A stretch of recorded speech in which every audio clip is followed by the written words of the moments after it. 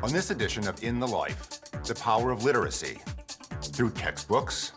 Texas wields a big stick when it comes to textbooks. And novels. I knew that to get noticed, you had to be telling a different story. And a gay and lesbian archive. If you don't know where you've been, you can't chart a course for where you want to be. It's a snapshot of what we were and where we got started. All this and more on America's gay and lesbian news magazine, In the Life. In the Life is funded in part by the H. Van Emmeringen Foundation. Additional support provided by the Ford Foundation, the Collingwood Foundation, and the annual support of In the Life members like you.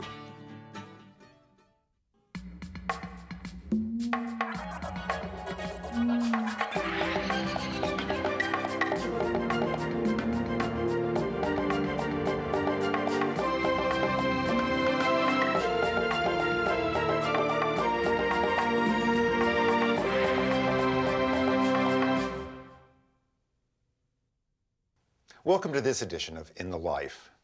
I'm Michael Cunningham, and I'm especially excited to host this evening's program, The Power of Literacy. Now, I read Virginia Woolf for the first time when I was 15, and it rocked my adolescent world. I still remember thinking, wow, she was doing with language what Jimi Hendrix does with a guitar. Woolf showed me that beauty and danger reside everywhere, and that everyone and every place is a subject for literature. Even a Southern California suburb like mine. And she got me hooked on literature forever. Tonight, In the Life revisits stories from its archives that reveal the power and impact of language. Tonight, Stranger Than Fiction. It's time to do battle over your children. There's so much in this world about getting people to feel lesser than, and it starts so young. We've got a guy who's got a national platform for saying, oh, don't bother using condoms, they're not gonna work. And a gay and lesbian archive. Our accomplishments and achievements have been very marginalized, doubly so for African Americans who are lesbians and gays. It's a thrilling experience when you enter the world of a book and find that it speaks directly to you. You're about to meet three special authors and learn what inspires each of them to connect with their readers. Young people, good to see you here this morning. You mark this one down especially. Mommy told me something a little kid should know. It's all about the devil, and I've learned to hate him so. God's word is clear. Homosexuality is an abomination. So let the sun shine in, face it with a grin. Open up your heart and let the sun shine in. Why are we labeling children by their sexuality? As gay and lesbian people, we don't just suddenly become gay or lesbian when we hit college. It's very possible to be 10, 11, 12 years old and know this is who I'm attracted to. And if you were living in a society where that was okay and you had a normal development, that's who you'd be. I remember what it was like to feel on the outside. I remember what my body felt like. I remember what it was like to fall in love for the first time. I remember what it was like to feel powerless against the adult world. And all of that stuff just comes rushing back to me when I start writing. I would say to mothers out there listening and fathers, it's time to do battle over your children. 84% of LGBT high school students regularly hear words like faggot or dyke on their campus. Over 91% of students hear the phrase, "that's so gay," used to describe something that their peers don't like or don't approve of frequently at their school. I think that was the beginning of my calling, was saying to myself, you know what, I want to write a book that I haven't seen in the world. I want to see myself represented in the literature. I want to see my friends represented in the literature. I want to see, now my kids represented in the literature. I was a boy who was very different from other boys in many ways. I like to play with dolls. I like to dress up. And in my home, no one ever said there's anything wrong with who I was. But then there was this big outside world, and I got the message over and over and over that there was something wrong with me. As a teenager, I pretty much stopped reading.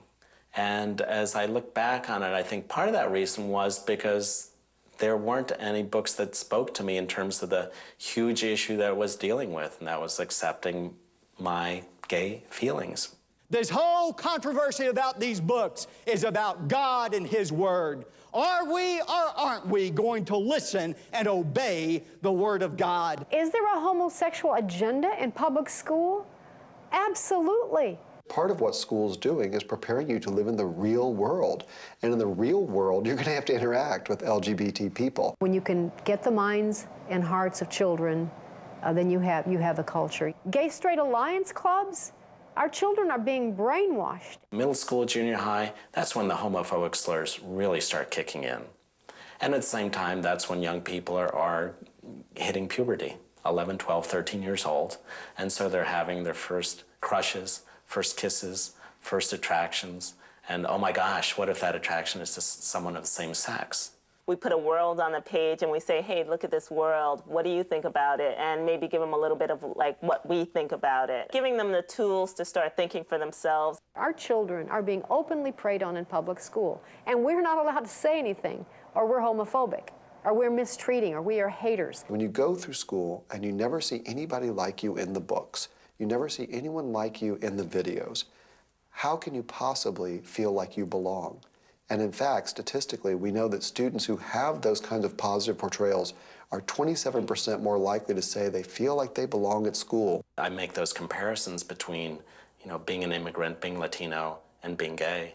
In the same way we try to, hide or split off a part of who we are, and the damage that does to us. When Black people entered the fiction with a book like Iggy's House, it was Black people's impact on white people. And so I was growing up believing that Black people can't tell their own stories, that it's only our impact on white people that can be told and published. And then, I read Sounder, which I hated because I didn't know what was wrong with the book, but I knew there was something that was very false about it. And then I realized these people are just totally depressed. They never touch each other. The only one in the book with a name is the dog. The people don't even get named. And then I realized it wasn't written by a person of color. And I was like, okay, this guy obviously does not know the Black community. The difference between when I was growing up as an immigrant Mexican and growing up gay is that whatever issues I faced as a Mexican, as an immigrant, my parents, they were in the same boat. I could talk to them about that, and they were sympathetic to that.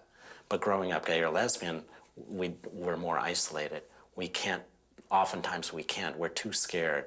The messages are too strong. Don't talk about this. The most memorable experiences I have as a reader, that you have as a reader, are when we read something and something we've known to be true but have never had the words for, have never been able to quite figure out, just comes alive. We say, that's it. Now I understand that. I understand this about myself, or I understand it about the world, or something's so clear all of a sudden. Jim's a very well-known middle school writer. Virtually every middle school teacher in the country teaches his books. And a few years ago, he came out with a book in which a group of young people themselves run to take over the student government on a platform for a no-name calling day.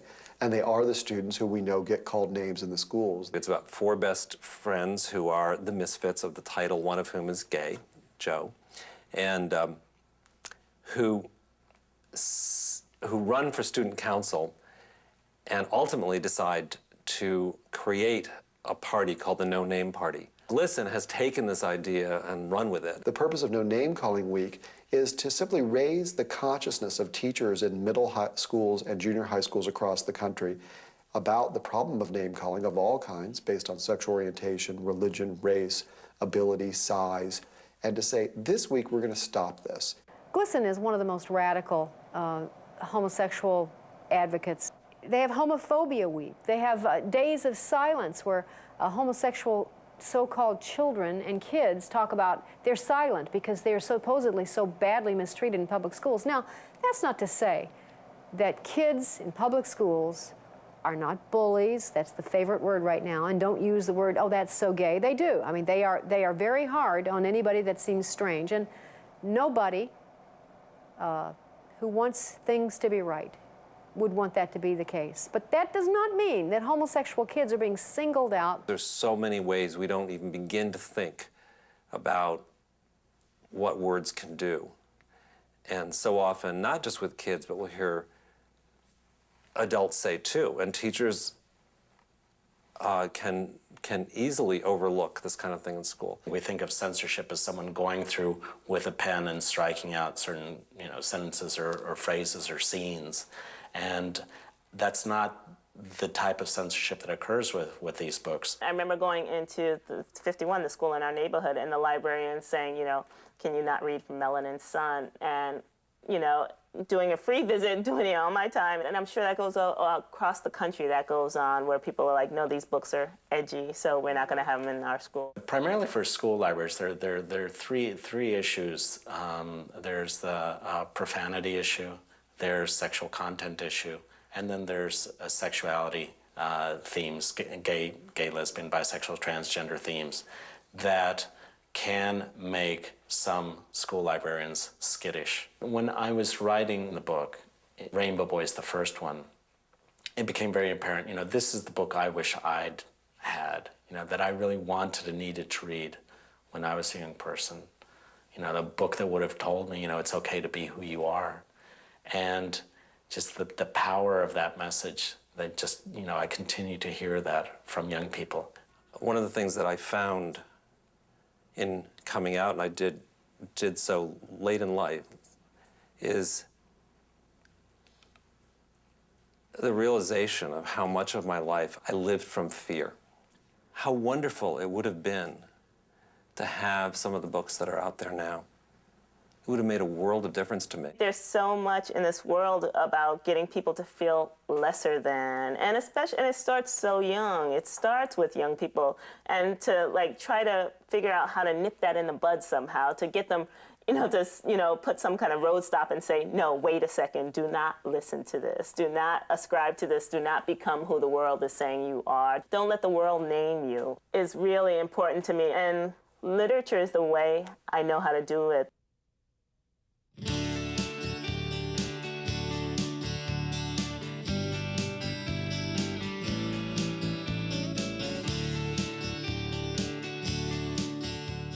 A recent study showed that slurs against gay people with words like faggot or dyke are constant in high schools, and many times it leads to violence.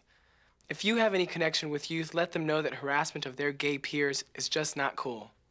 Young people are hungry for role models, so be one. In 2004, In the Life visited a unique archive in New York City whose collection of rare books, magazines, and photographs celebrates the rich history and diversity of the LGBT African American experience.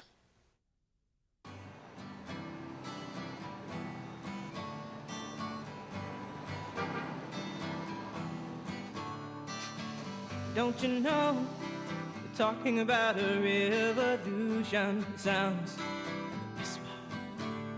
I think one of the stereotypes surrounding gay life and black life is that one is only defined by the stereotype of being black or the stereotype of being gay. Stephen Fullwood is a writer and manuscript librarian at the Schomburg Center for Research in Black Culture. He is also project archivist for an ever-growing collection. This is the Black Gay and Lesbian Archive. An archive is set up to document the recorded history of black lesbians, bisexuals, gays, transgender, same-gender loving, queer, questioning, and in-the-life culture and history. Fullwood's desire is that black, gay, and lesbian history will become more visible and more accessible to the general public. The 5-year collection phase of the archive kicked off in 2000. We're in the 3rd year of collecting, and the Schomburg Center has agreed to be the official repository for the archive. And this is to sort of kind of get a really good sense of what's out there, what's been recorded, the magazines, the books, the brochures, the organizational records, photographs, audio materials. Historian Michael Henry Adams recently guest curated Harlem Lost and Found at the City Museum of New York. For African Americans, it's been relatively difficult to go back into the past to discover yourself.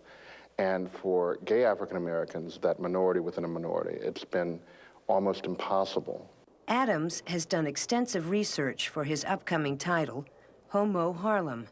Many of his recent interviews speak to the importance of recovering forgotten history. What I find is when I'm talking to elderly gay people who are people of color, On the one hand, they've been traumatized by their experience of being black and gay, and in many instances of being arrested or threatened with arrest for being black and gay. Even now, when they're in their 60s, 70s, 80s, and 90s, imagine being afraid to declare who you are openly. Back at the Schomburg, archive contributor Hira Kuti highlights the community's need to reflect on its ever-changing identities. I think it is a valuable effort that Stephen has made, calling this community to meeting, that old expression of calling the community to meeting, to get us to look at the value that's in our very bones and how we can collect that to create a community conversation about who and what we are. The Schomburg is already home to the collections of several well-known African-American figures. But the new archive edition allows people to explore the materials with a clearer picture of who the contributing donors were. It's been a wonderful discovery to see just how diverse this community is. Some of the more rare items in the collection include the first and only 3 issues of Moja, which is considered to be the first black, gay, and lesbian newspaper produced here in New York City in 1978. I also have a full run of BLK, which was produced by Alan Bell out on the California coast. A box has come from Jewel Gomez, who donated photographs and original materials from our own archive to the archive. Samuel Delaney, he's donated his books. Lisa C. Moore of Redbone Press, and editor of Lambda Report, has donated books from her press. Author, editor Lisa Moore started Redbone Press in 1997 and can attest to the importance of preservation. A devastating fire threatened the future of Redbone and destroyed Moore's personal collection of materials. And the closer I got to my apartment, I saw these flashing lights. And we passed by, and I see that the apartment that the fire was in was mine. And there was a big black hole where my apartment used to be. And I walk in, and everything is just charred and black. Her latest project, Spirited, remained viable only because her co-editor had a copy. There were other pieces that I don't have. These things are going to disappear without a trace if we don't take the responsibility to document our own history.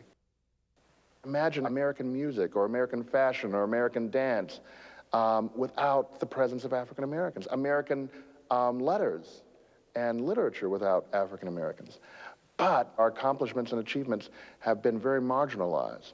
Well, that's been doubly so for African Americans who are lesbians and gays. We need to show that we too are part of what made this nation a great place. It's necessary for people's survival, for them to know that it's okay to be all of who they are, and be black, and be gay, and be lesbian. Now that this vital collection is in the protective hands of the Schomburg, the lives of black gays and lesbians throughout the Pan-African diaspora can truly be remembered, reclaimed, and celebrated. I set up the archive to aid in the preservation of this type of material because it was so limited in scope in certain institutions. My hope is that this information will be used to draw better histories of black gays and lesbians. If you don't know where you've been, you can't chart a course for where you want to be. You cannot try to rewrite history and to pretend like we don't exist. We exist, all of us, both the straight and the gay, and people have got to accept that.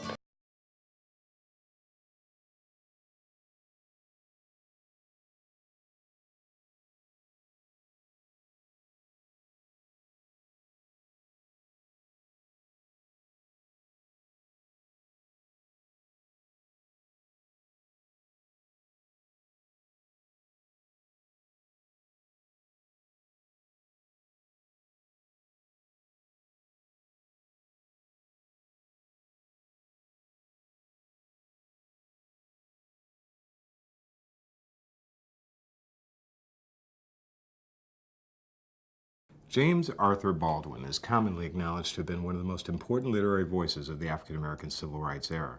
A proud black gay man and a gifted author, James Baldwin has written many works, including Go Tell It on the Mountain, Another Country, and the internationally celebrated book on homosexual love, Giovanni's Room.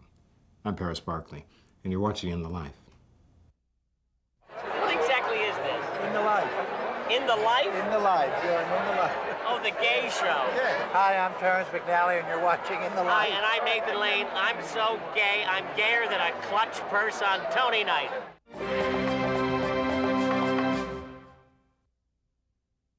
Textbooks in this country are big business, generating billions of dollars each year for publishing companies.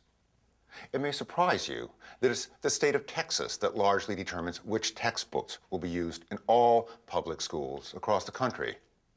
In October 2004, In the Life traveled to Texas to investigate how these crucial decisions are made. In years past, textbook publishers would submit books to the Texas State School Board, and the religious right would line up to battle against them, claiming a liberal bias. But the tables have turned, as this year's book adoption attests. Health textbooks teaching an abstinence-only curriculum. 88% of people who took virginity pledges reported having sexual intercourse before they married. That is a worse failure rate than condoms. My argument is if you look in the public schools, you will find children that are going to be abstinent until marriage. It's realistic because it happens all the time. You know, firefighters promote prevention all the time, but they need the tools to fight their fires. And if we don't give these kids the tools to fight the sexual fires they start, that's why we have so many teen pregnancies in Texas and such a high infection rate. Young people need to be aware of their bodies, understand their bodies. They need to be proud of their bodies, and they need to be able to make good decisions. Decisions made in the Texas textbook hearings have a nationwide impact. Because Texas represents such a large portion of the national market, about 10%, textbook publishers tend to respond to their every whim. Texas wields a big stick when it comes to textbooks, and it also has an impact nationwide. We're very unique. We have an endowment fund that this board manages. It's almost $20 billion in size. Much smaller school populations, they don't have a central purchasing. They're not going to write a textbook for those states. So generally what Texas adopts, so goes the nation. Texas school board hearings have a legendary history of controversy. At the 2003 hearings, they battled over a biology textbook that didn't teach creationism as well as evolution. In 2002, a history textbook was pulled because it referenced the amount of prostitution that existed on the western frontier. But the Keystone textbook battle occurred in 1994, when another health textbook was up for adoption that included education on sexuality and AIDS prevention. Samantha Smoot heads the organization Texas Freedom Network. One of the reasons this organization was born was because of the incredible controversy over the textbook hearings on health textbooks 10 years ago. And at that time, board members demanded that upwards of 700 changes be made to the books. People complained about things like a line drawing of the female breast in a section on breast cancer and self-breast exams. The political climate was so controversial that one publisher, Holt, Reinhardt, and Winston, actually had to pull their book from the adoption process. Their book at the time was the most comprehensive book when it came to sexuality education. This year, the very same company has submitted a new health textbook. And, like all the other books competing for adoption, it teaches abstinence only, with no mention of condoms whatsoever. All the new 2005 health books submitted for adoption in Texas come self-censored, pre-censored by the authors and publishers to appeal to the Texas market. All the books purposefully omit these topics, thus continuing the propagation of ignorance among young adults in Texas.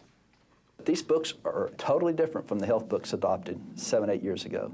And one of the key differences is they've flip-flopped from being more on the liberal side to the conservative side. Why did the publishers do that? I think it's fascinating that they've jumped on the conservative side. I think it shows the nature of the state.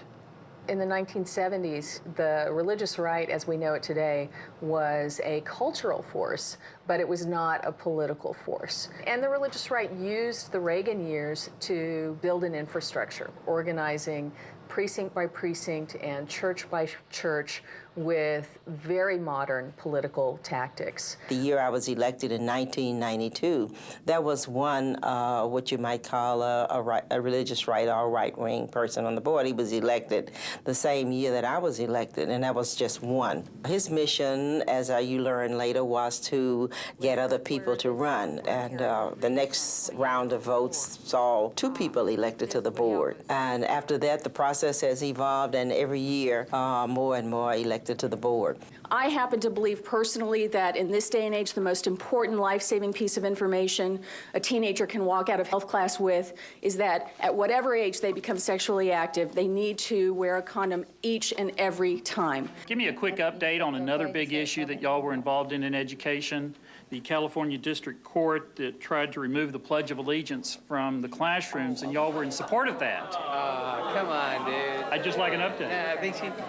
And might I congratulate you, Mr. Bradley, on the charges being thrown out this week as well.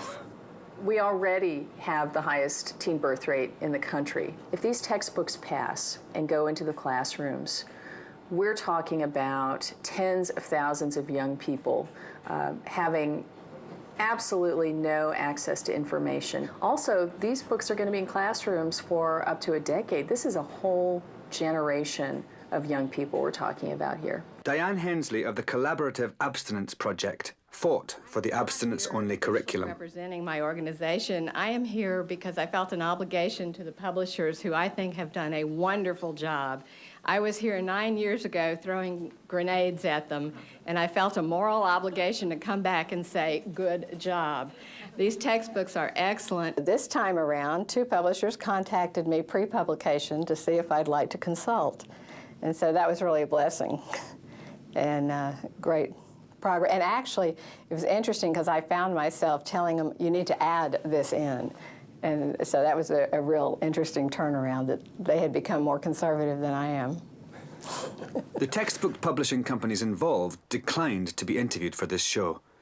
Joe Bill Watkins is a partner in the law firm which represents several of the publishing companies. It's a business. You don't invest hundreds of millions of dollars in hopes that you can offend everybody that you're coming to. My clients respond to what the marketplace says it wants. Holt Reinhardt Winston hired Dr. Joe McElhaney to write their textbook's abstinence-only section. McElhaney established the Medical Institute for Sexual Health to, among other things, distribute abstinence pamphlets, conduct abstinence seminars, and distribute abstinence-only videos to teenagers. Abstinence isn't a dirty word. Abstinence isn't a dirty word. Abstinence isn't a dirty word. Control. Self-control. Condoms reduce the risk of HIV by only 85%. It leaves a 15% relative risk of being infected with a fatal disease, even if you use them 100% of the time. And even if you use them 100% of the time, it only reduces the risk of chlamydia and gonorrhea and syphilis and herpes by 50%. I don't understand why he would be talking and preaching against condom use. You know, nothing is 100%, but abstinence. But we certainly feel that when correctly and appropriately used, that condoms are more than 80 or 90% effective. It's all sex. Oral sex. Anal sex. Mutual masturbation. Oral sex. It's all sex. Vaginal sex. It's all sex. In 2002, Dr. McElhaney was appointed by George W. Bush to the Presidential Council on HIV/AIDS. This is a condom. This is a condom. Condoms are virtually useless against HPV. At a time when the one thing we need people to know is that if you're going to be sexually active, you need to use a condom every time to try to stop the AIDS epidemic. We've got a guy who's got a national platform for saying, oh, don't bother using condoms. They're not going to work. And many people say, oh, Dr. Eldridge, you know, condoms will break.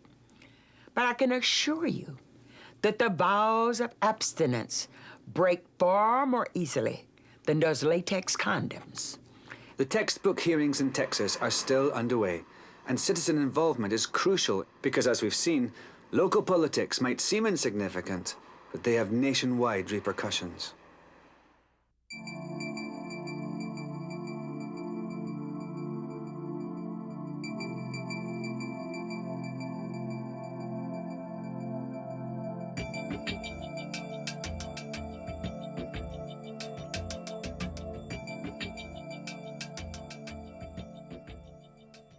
several different studies have indicated that gay teenagers are 3 to 4 times more likely to commit suicide than their straight peers. Adolescence can be a difficult time, and kids who are seen and treated as different can be devastated by the rejection, isolation, harassment, and even violence they sometimes face. We have a lot of work to do to make a future that is truly safe for our gay, lesbian, bisexual, and transgendered children. One organization that provides information and support to gay and questioning youth is the Trevor Project. It offers a nationwide hotline, open 24 hours a day, 365 days a year. Young people can talk to trained counselors and find local resources, and all calls are free and confidential. If you're feeling hurt and alone, or if you know someone who is, look for a link to the Trevor Project helpline on the In the Life website at inthelife.tv.org. I'm Susan Sarandon, and you're watching In the Life. Still to come on In the Life. Let's get real. What do you get out of bullying another kid? And why are you picking that set of words? What are you trying to get out of it? The Queen of Pulp. They have discovered that they are really good friends. Beth murmured as Laura's hands began to trace the curves of her back. And a true maverick. You couldn't just tell boy meets girl or boy meets boy or what have you. You had to have a story that was going to intrigue people of all different backgrounds. In the 1950s, a phenomenon occurred in the world of the drugstore pulp novel.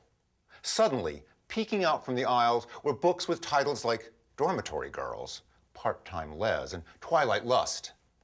One of these authors justly earned the title the Queen of Pulp.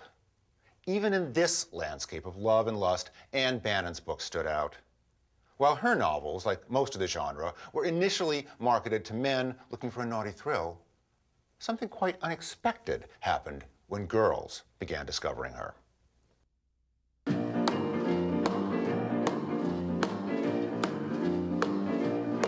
Well, bless my soul, what's wrong with me?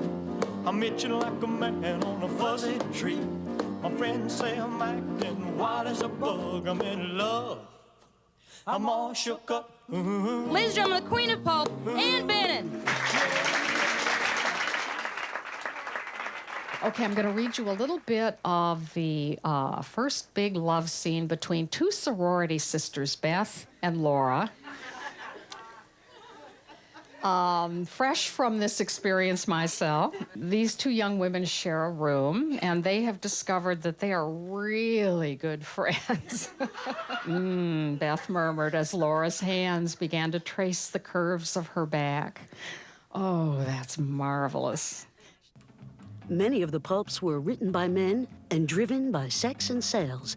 In their stories, lesbians were evil or alien, and their lives were riddled with tragedy. But women were writing romantic stories about women brave enough to buck the odds, to find each other, to make a life together in a period that was very hostile to that. I think that's why the women all around the country who had no other outlet loved them. I don't know why, but I'm feeling so sad. I got an awful lot of letters from women who, hard as it is to believe in the 21st century, really did not know that they were not isolated, freaky people. And it was very painful, very tough for them. And when these books came out, they were usually available on drugstore kiosks, at bus stations, at airports, at the train station. That was an adventure in itself, to have the courage to go up to a clerk with a couple of gay novels, and you'd slide them under the box of Kleenex and on top of the toothpaste. You'd sort of try to sneak them past the guy at the cash register. The character that I think probably is the most autobiographical is Beth Cullison. She is the beautiful senior in the sorority house in the original book, Odd Girl Out, with whom Laura falls in love.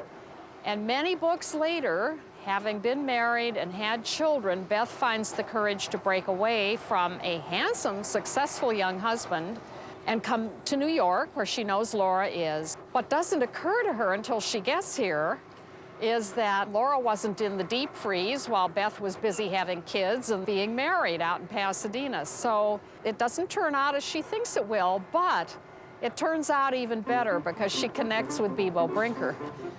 I didn't literally see Bebo Brinker walking around the streets of the village, but I wanted to see her.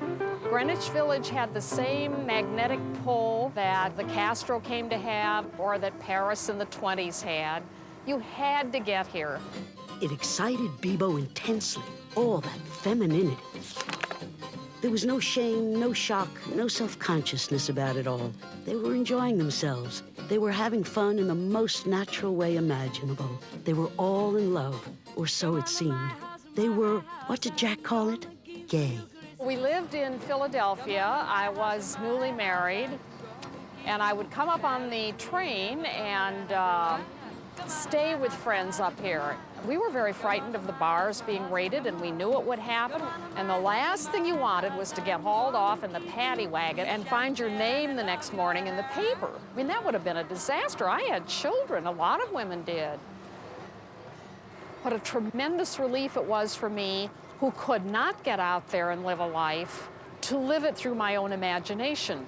And to know this place well enough, I could capture a little bit of it and make it real for the women who were hungry for a connection. A populace of now out and proud lesbians have rescued their pulps from the realm of the disposable dime store novel and transformed them into the treasured artifacts of a pivotal era.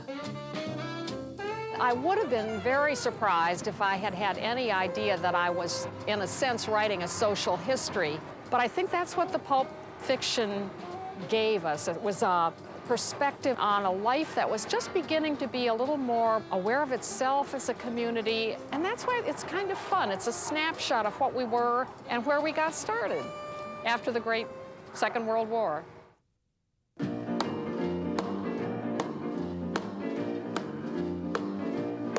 Well, bless my soul, what's wrong with me?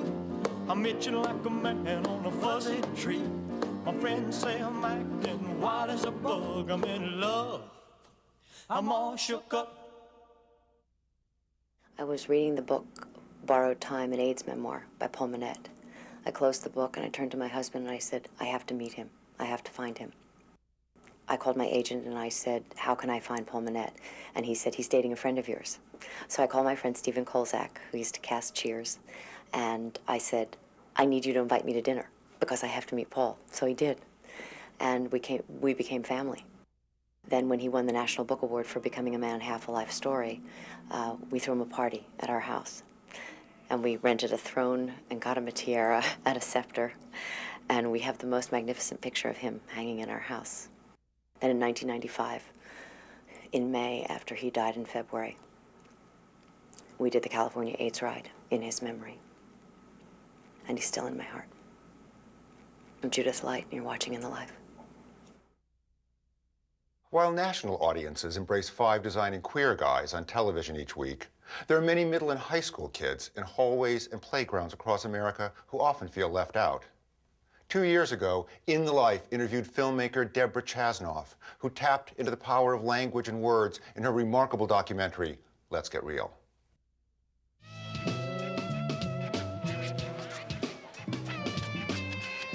At this school, there's all kinds of name-calling and bullying.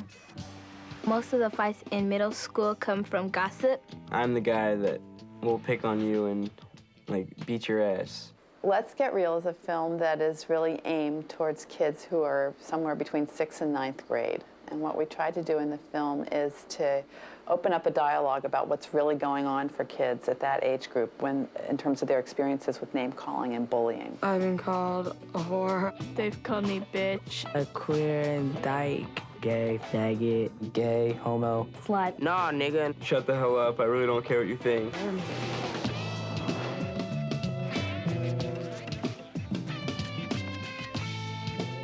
Kids talk honestly about the homophobia pushing them to the brink that they think about killing themselves. They talk honestly about being harassed every day to the point where they have a fantasy of shooting someone. We wanted to make the connections between what's going on and really talk about the power dynamics. What do you get out of bullying another kid? Why are you picking that set of words? What are you trying to get out of it? Finding these kids was quite a project. I'd go into classrooms and ask people, you know, okay, who in this class has had an experience with name-calling or bullying? You know, all the hands would go up. I'd go back into the hallway in a little desk in the corner, and they would pour their guts out to me. And so you're sitting there meeting kids, and every once in a while, you know, I met hundreds of kids to pick the 50 or so that are in the film. And, you know, I would know. Somebody would come across, you know, they'd sit down, they'd look me in the eye, and, you know, I could feel my heartstrings pulling. One person that stands out for me the most is Jasper. And he's a kid that described being beaten up almost every single day, being harassed relentlessly. I wouldn't actually do this, but if I had a gun, I just feel like shooting him like right in the leg or somewhere really painful. Just see them brain. That's how mad I get sometimes. I'm not to actually kill them. I'd never kill someone, but sometimes I get so pissed at them, I just want to see them in pain. Which is cruel, but I mean, they just push me to the limit. He was at the premiere of our film, and it was the first time he had seen it, and it was incredible to see him there and how proud he felt to be in it. And he came up to me and he said, I really like this film. I hope it's, you know, can you get it in every school? I think it can make a difference. And, you know, it doesn't get that much better than that when you're a filmmaker. The other person that really stands out for me every time I see the film is little girl, very, very shy. They go around calling me names like Ching Chang Shang or Bruce Lee's daughter. I said, well, what does it feel like when that happens to you? And she just sat there for a second, and then she says what she says in the film. I just like get this fire inside of me that I can't put out. And I just get really angry.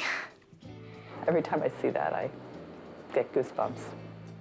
Most of my friends, they call people like faggots and stuff. You'd always pick on like kids that seemed gay or acted feminine. For whatever reason, you know, those anti-gay slurs are like the #1 slur of choice, and kids use it to mean a lot of things. Gay is the universal word. That's gay, he's gay, she's gay, that teacher's gay, this homework assignment's gay, that pencil's gay, that pen's gay, you know. You could use it for anything. Sometimes people literally do mean gay, and sometimes people mean gay as in stupid. People kept on calling me fag, especially in PE. And it happened every day, all 6, 7 periods. It's just, I can't deal with that, you know? If someone's right next to your ear going faggot, faggot, faggot, faggot, faggot through the entire day, you just want to turn around and talk them. I say a lot of things to kids, like, I'll swear at them. Like, at the same time, if they're, like, making me mad or aggravating me or something, I'll just say something to them. You just say it right in their face. You never really say it behind their back, because behind their back doesn't get to them. And I don't know, it just gets to them faster if you say, like, fag or something. What we really came to learn and really believe is that there's no kid who is a bully, that, you know, every kid can find themselves at one point or another at a different point on the bullying spectrum. And there are bullying behaviors. But, you know, inside, everybody's a human being, and there could be a lot of pressures, a lot of forces pressuring kids that cause them to act out and to be really mean to other kids. I started calling people gay and faggot. It's because of my stepfather who would call me those things if I was, like, acting weak or, like, not doing, like, the manly thing. Or... I don't like the way people look at me. Like, it just really aggravates me the way that people look at me. And that's basically what it's all about, seeing how pissed off you get the other person. When we've taken the film and shown it to students, it is the kids who do the bullying that have the greatest impact on the class, because they've never had the experience of hearing somebody who's in that role be self-reflective and also, you know, self-aware enough to change. I think it gives people a lot of hope. Everyone else I didn't mess with, they didn't want to be my friend. I'd walk up to them, ask how I play basketball. No. They'd be like, no. Be like, why not? Because you like to pick on people too much. They used to tell me that. What's really inside me, I have a good heart. And, like, I don't want people to be thinking I'm a bad person. I see some of the kids I used to bully. We're cool now. We talk. We chill out together. and they go about their business, I go about mine. We've been blown away by the response to this film so far. We've had school districts all over the country calling up, wanting, multiple copies of the film. There's over 50,000 middle schools in the United States. I'd love to get this film into as many of them as possible. I think there is unanimous consensus across the board in this country that bullying and name-calling are out of control. It is, any way you look at the statistics, there's an epidemic, and it is getting worse. And the consequences, no one can afford to ignore. 75% of the school shootings that happen today have been, including the one like at Columbine, have been committed by students who are being harassed, often with anti-gay harassment. And, what happens to kids is that they boil over, and nobody's taking it seriously, and nobody's finding a way for kids to deal with the real issues that are going on.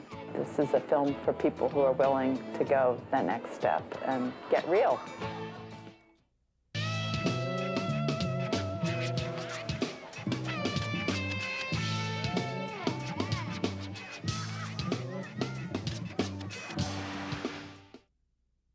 In the competitive world of publishing, Lynn Harris is a true maverick. 15 years ago, he peddled his first novel from the trunk of his car. Soon after, and on his own, Harris became a best-selling author. 6 years ago, In the Life interviewed him about his remarkable journey.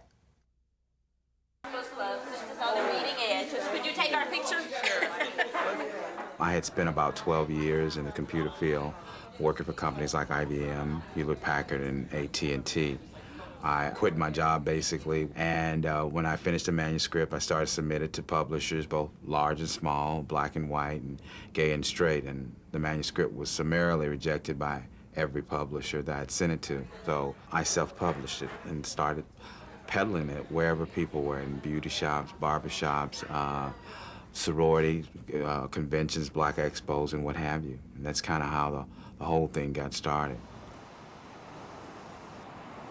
I just think that's a brilliant, strategy. Go to where the women are, the women who read and all that, and get people talking. One of our sales reps in that area heard about this amazing guy who was selling copies of his book in the back of his trunk of a car to all these hairdressing establishments in Atlanta.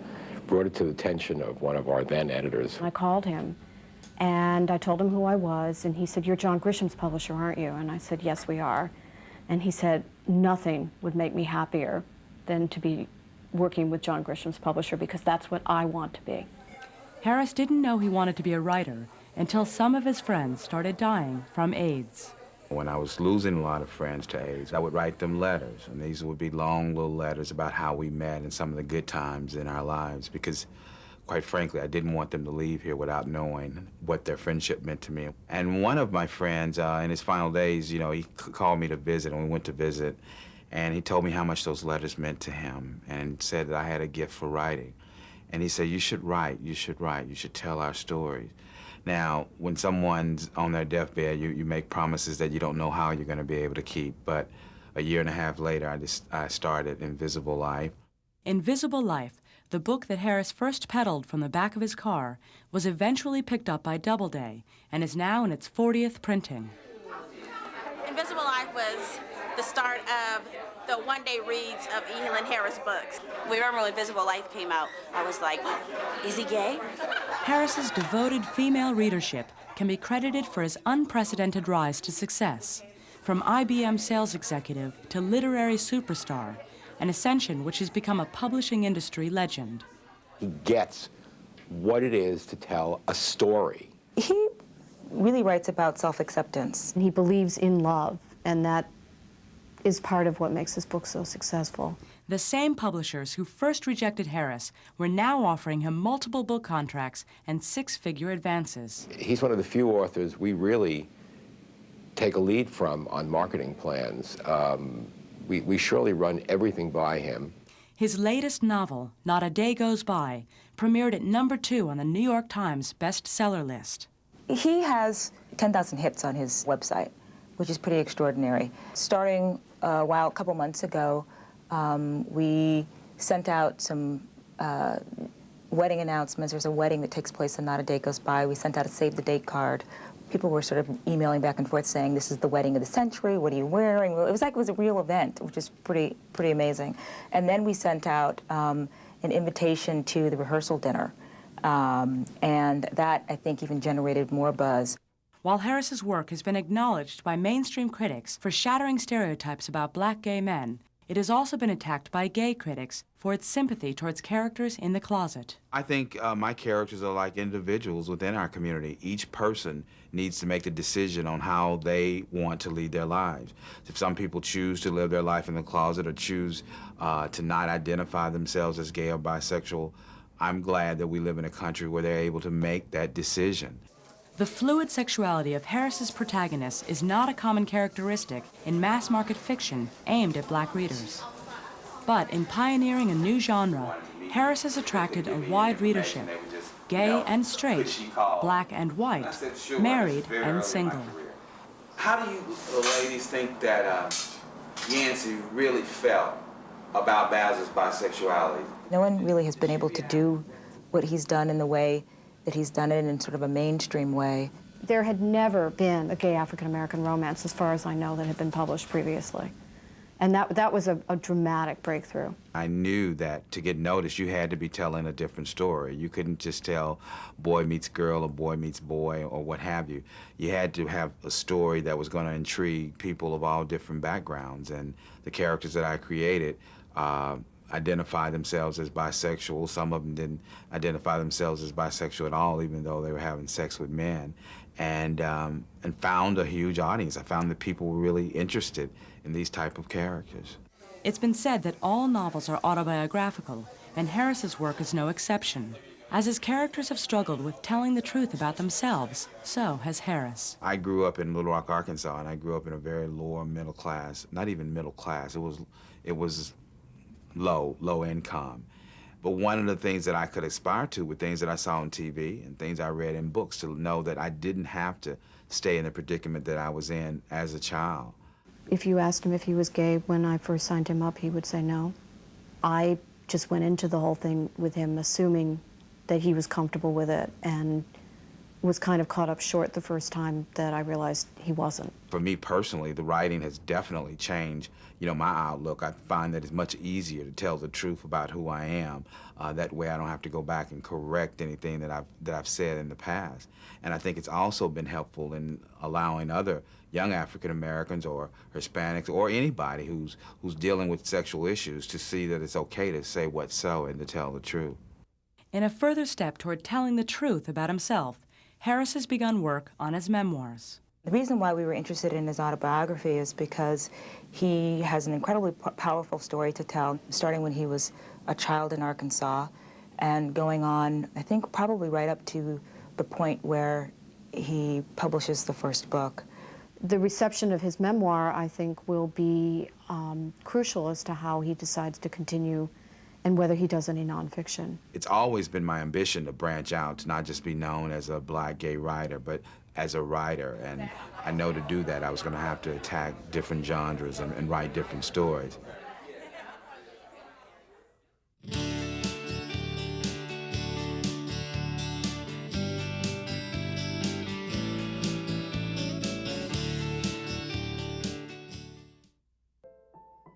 As we close the program tonight, let's salute some of the notable authors who've enriched our lives.